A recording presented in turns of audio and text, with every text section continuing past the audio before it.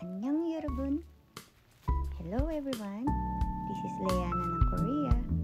Samahan niyo ako sa isa na namang challenging na araw bilang isang factory worker dito sa South Korea. At ngayong linggo, ako nga ay nakatoka bilang night shift o yung tinatawag nilang yagan.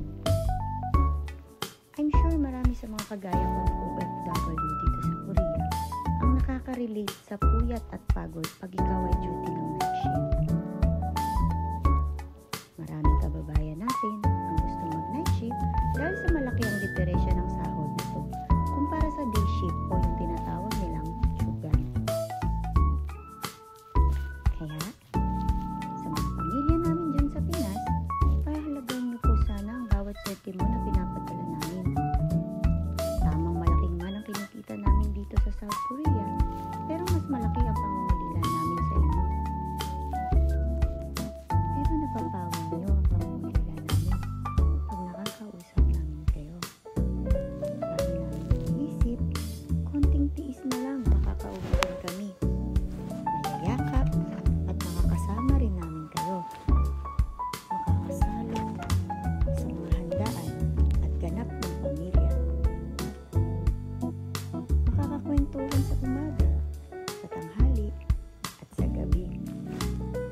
At ang importante, makakasabay sa pagtawa.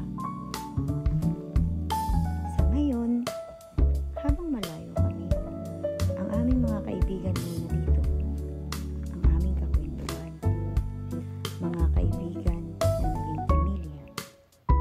Minsan man makasama pero alam mong andyan sa oras ng pangangailangan. Importante ang pakikisama pag malayo ka sa sarili mong bansa. Maraming pwedeng mangyari.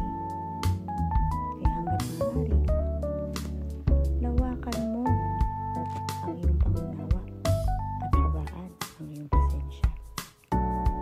Dahil hindi lang ikaw ang may pinagdadaanan, maging sila rin. Iba-iba man tayo ng dahilan kung bakit tayo andito. Ang mahalaga, nakatulong tayo sa pamilya at naiparanas natin sa kanila ang mga bagay na hindi natin naranasan tayo na sa Pilipinas. Laban lang kabayan, aayon din sa atin ang kapalaran. Hanggang sa huli! Annyeong!